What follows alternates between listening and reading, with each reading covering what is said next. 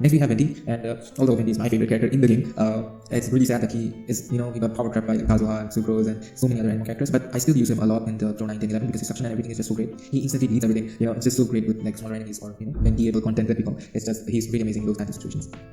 I love Venti, he's just so sweet. And he also, most people ignore that he has an infinite like plunging damage. It enables plunging, right? His E skill. His E skill has so much damage, but sometimes you can even build a DPS Venti and do huge damage. He's in general pretty good, but you have to be a little bit careful, otherwise, his burst can, aim at the wrong enemy, and then a lot of people don't that stuff. So you have to be a little bit farther away from the enemy. You have to get behind and then aim, and then fire right at the center, and it works. And he gives everyone ER as well, which is really nice in my opinion. There's also Aido, who is, I think, a cheaper child, but like he also has this huge burst, which is very consistent just like Anio. But his damage, like normal damage, was like so power crept by Nicolette, so he doesn't feel that great to play these days. But he's in general not that bad because he has his slash has a horizontal kind of area, right? It hits a lot when he's in Aido, but he cannot move that much, or it feels like you've wasted his damage. So I'm not a huge fan. Like I'm a fan of the character. I really like Aido, I like story wise, but as a DPS, I don't think he's that useful in any account nowadays. Since we have so many, we have Kokomi, we have Furina, we have Shincho, we have Villa, we have Child. It's just so endless. Even Mona is amazing, Next we have Shavrius. Shavrius is again a bit restricted, but her damage is just so great. Like she stretches resistance, gives damage, person also heals a little bit, and it's just so quick like you do the skill and the strap or do the skill burst and strap. It's very useful, and in general it's a very strong buffer for Raiden or Julinia or any pyroelectro DPS, and I think she would be pretty great with Arlecchino and what's her name? Florent, yeah. So I think overall is going to see a huge spike in damage and relevance, and I think Shavrius will play a huge role in that. And then we have Charlotte. Charlotte is a great healer. I think her cryo application is also amazing. She can be spotted in different teams. It's not just free teams, but I think that and since Charlotte has this, she's catalyst, right? So she can use string plates, she can use a lot of different weapons that are pretty, they buff other characters and all, and it's pretty useful. I think I like using Charlotte a lot. Next we have Barbara, same thing, but very similar. She can also buff hyper damage, and she can heal everyone with her burst and then her skill. It's just sometimes characters can get frozen, and she's not that great in Hyper Bloom, but in feast teams and all, I really like using Barbara a lot. Her healing is nice, she can revive characters after they've died, which is so nice. And in general, I don't have much issues, I don't know why, but her healing is just so nice overall. The only downside of her is that you have to fight the ocean so many times for her, and it just gets tedious. Although it is easy, but like it's nice. She yaps a lot, The power of water is its ability to yap. And then we have like Chi-Chi, and Chi-Chi is also a very similar case now. With Rina, she has gotten stronger, but most people hate on her. But like her healing was always amazing, and she only does that. She just heals. Yeah. And then we have Shenhe with a similar buff like Genuine, but for cryo characters, so it's a bit niche, and not like niche as like Farzan, because you have other ways of buffing Ayaka and Ganyu, so it's not like she's a necessity for typically anyone. But like if you want to play free Ayaka, she's like really strong, and even great for like characters like Kaya or Ganyu. And these days you can always play anyone like plunge DPS, and it works, especially for Arms or Claymore characters and Catalysts. So I wouldn't go so far as to call her bad. I think she's pretty good. She really shines with C1 because you get more stacks of her. If you time it right, you have to use up your stacks and then go back and then reversal again and then quick swap. And it's just very fun. Like I had her for like since her first banner, and she's been very powerful with accompanying Ganyu and Ayaka. And I just like her character design and her character itself so much that I just like I can't help placing her so high. So that's it. Rosaria gives everyone a crit buff, and she's also like a cryo damage healer, and in general is a huge battery for characters like Yula and Ayaka. I think Rosaria is very underrated because she also has a lot of damage, and with Bennett, Zhang, Kaya, Rosaria teams are very strong as well, and she also helps break shields pretty quickly, just like Kaya does.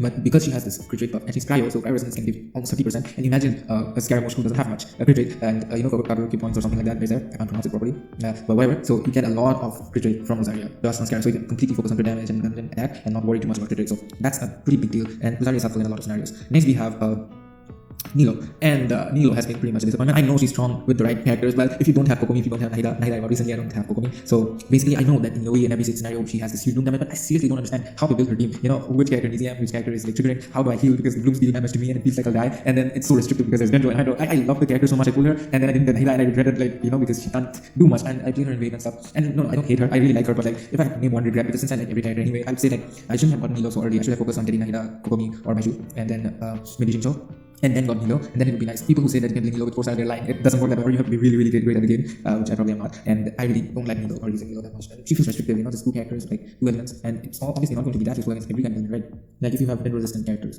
enemies, then how is she that useful? I have not seen myself play her in a base at all. I only play her in dailies and got her to max friendship. I crowned her burst, did huge neutral base vaporize 500k or something with her burst, and then I just benched her. She benched like anything. After getting Nahida, I thought I would be able to play. I tried playing, but before playing the enemy, sometimes I am the one that dies first. And if the enemy is really aggressive, you have no Zhongli, no Baju, no Kokomi, you die. You straight up die. If you use Kurina, you die. The only way to save yourself is Jincho's damage reduction and a healer like Barbara, and then you normal attack with Nahida. And even then, somehow, even when you are the one who is triggering the blooms, because Nahida is triggering blooms and Nahida has over 1000 EM. Sometimes the blooms don't deal that high of a damage, and I think because it's sometimes Jincho or Barbara or some other character is taking over the blooms, and it becomes very hard to determine who is doing the damage. And I haven't seen over 30k blooms, and at that point, why not just play Hyper Bloom, man? Why would I play Super Bloom? Of course, there's the AoE thing, but isn't that useful?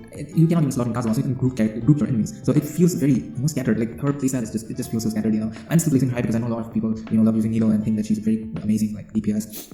But me personally, I find her restrictive. She's still in A tier, but low A tier. But it's personal bias again. Some people hate Huta or charge attacking with Huta, although nowadays we have plunge damage Huta, we can use normal attacks, jump cancels. We don't even need C1 anymore. Or I also never had C1 for a long time. I've just played C0 Huta with Electric Ball and Dragon's Wing, and then I got Homa and Scarlet Suns. And I think that Huta has been carrying my ass for so long. Like in every build, I've been clearing this since Inazuma, and I've never failed to 36 star. And it's thanks to Huta, because Huta carried me. And then I got Ayaka, and Ayaka carried me on the other side. Before that I was using Zhao, and although Zhao was great, but it was very try hard kind of thing. You have to try really hard to get that 36 star. After Ayaka it became very simple. Then I got Child, and I was enjoying the Child. Raiden, then Mugler came, and then just he's just so amazing. Like he's one of the best. Nowadays I try Nahida teams with Hyper Bloom and Raiden Quick Blooms and Tenor teams, Kuching teams, Gunning Melts and stuff. So in general, I have played a lot of teams. I also really like Pyro Zhao or even like Enmo Zhao and then Diluc teams, Yonya teams. I generally enjoy a lot of different teams and playing different kinds of things.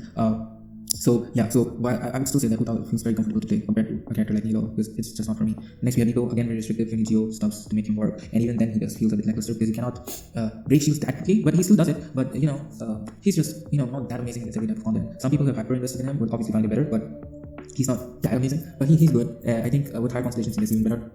Because on mobile, it's really hard to do charge attack cancels, and like he has a combo that you have to perfect, and it takes a lot of time and effort to make it work. And similarly, Sino also restricted with Nahida or Baiju than Furina. And even though his damage ceiling can be high, it's just that his rotations take a long time, and sometimes you have to shut out because you don't have Nahida's thing going on. And in general, although he's strong, it just doesn't feel that smooth. You need Thunder and Fury or you need Gilded, and although his damage is nice, you also have to time it right. If you miss the timings on his his eye or whatever that is, he just feels very lackluster. And it's not always going to be like you time everything right, because the enemies can fuck you over, and then you have to wait and do some normal attacks until the next one comes up. And just if you misalign that thing, it just feels very frustrating. I think a lot of people have regrets on Sino because Kitchen exists, Raiden exists. Like, why would you play Sino like that? Even if he has some AoE, I just don't think that he's that much of a great pull. But yeah, I mean, he is strong. If you like him, you can obviously play him. His jokes are funny and everything. But yeah, you obviously need a lot of good investment in the characters to make him that amazing. Of course, you can also play him with like Nahida, Jincho, Baiju, and Simon. I think that also works. But yeah, he is a little bit costly in my own opinion. Plus, you also need his signature because his signature gives 40 portrait rate, and then you also need EM and then attack. So managing stats can be a bit of a problem. And then you also need ER, so you can't just go around doing whatever you like. And it needs to be 100 Fury if you want to maximize his damage. So Simo is not an easy character.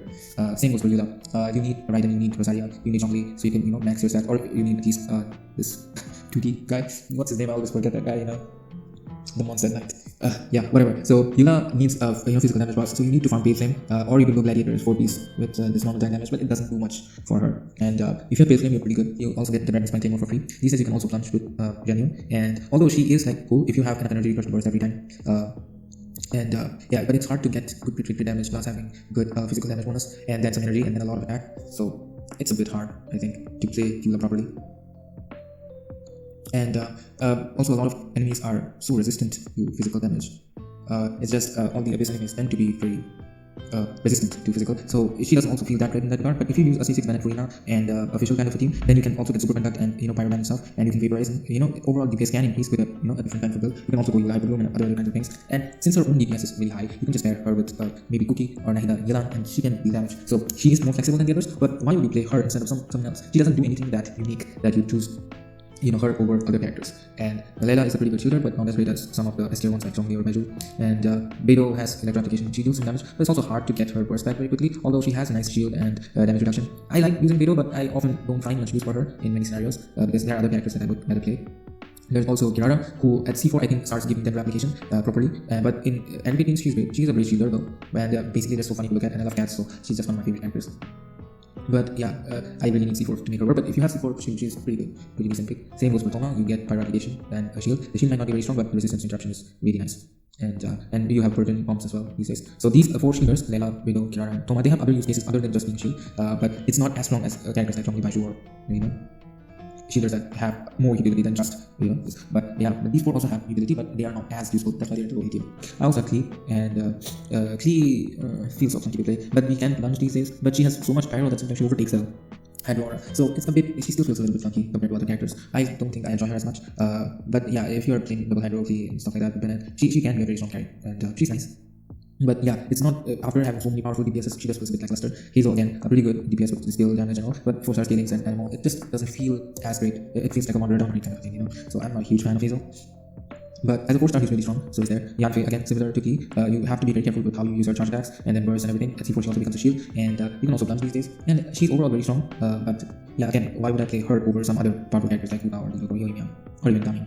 So it's a question of how many DPSs there are and how many you can play. Some characters definitely get power crept a little bit sooner or later. And then you have Chongyun, who is a 4-star. Again, Chongyun has a lot of cryo damage, but he also has a lot of application. And on top of that, he can melt and give some other characters cryo application as well, like cryo infusion, not application. And I think that's pretty cool because with Shenhe, you can make any character into a cryo DPS and stuff. So I find him pretty fun as a character to play. Plus, he was a pretty good DPS early game. And I think Chongyun is a nice character, but he also falls short because Kanyo, Aika, and Rosaria, Yula, these characters exist. That's why he feels a bit less valuable than we even have Risley.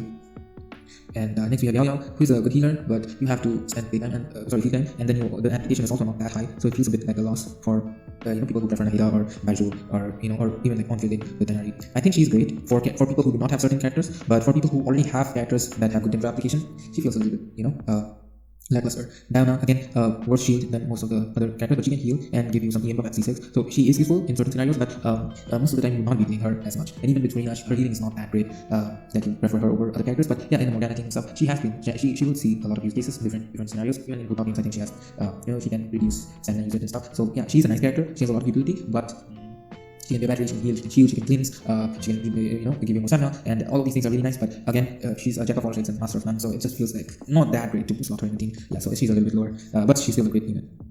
Next we have Lumin, which is my placeholder for Dendro Traveler, because Dendro has just so much possibility as application and everything. It has 3 different types of attacks. I also got a huge nuke with her burst, and she's really strong as a in her Dendro form. And if you didn't like me, if you didn't have Nahida for during the scenario patch, Dendro Traveler was the go-to for almost any scenario, and she's really strong. Next we have Ether, which is a stand-in for Geo Traveler. I won't be looking into the other travelers. I also know the Animal Traveler can be useful, but why would you use Animal Traveler over Sucrose or Kazuha, right? So I am not really worrying too much about that. Or even though it has animal resistance and everything, I don't really like Animal Traveler that much. But I think that the Electro Traveler and Hydro Traveler are even worse for reasons. This Traveler, Ether, stands for Geo Traveler, and I think Geo Traveler is pretty strong because especially with Navia and all these characters who need Geo constructs now, and his burst gives a crit rate bonus, which is very useful for characters who will group enemies within his AoE and then start dealing huge damage on the enemy. And this feels very good. And even early game, I used to play with Geo Traveler a lot because his construct helped me escape some high damaging enemies because you can just hide behind it, and it's just really funny. And it also absorbs puzzles and stuff like that. I think Geo Traveler is a very underrated unit, and I like him. He also deals a lot of damage with his skill and stays for a long time, so it's good.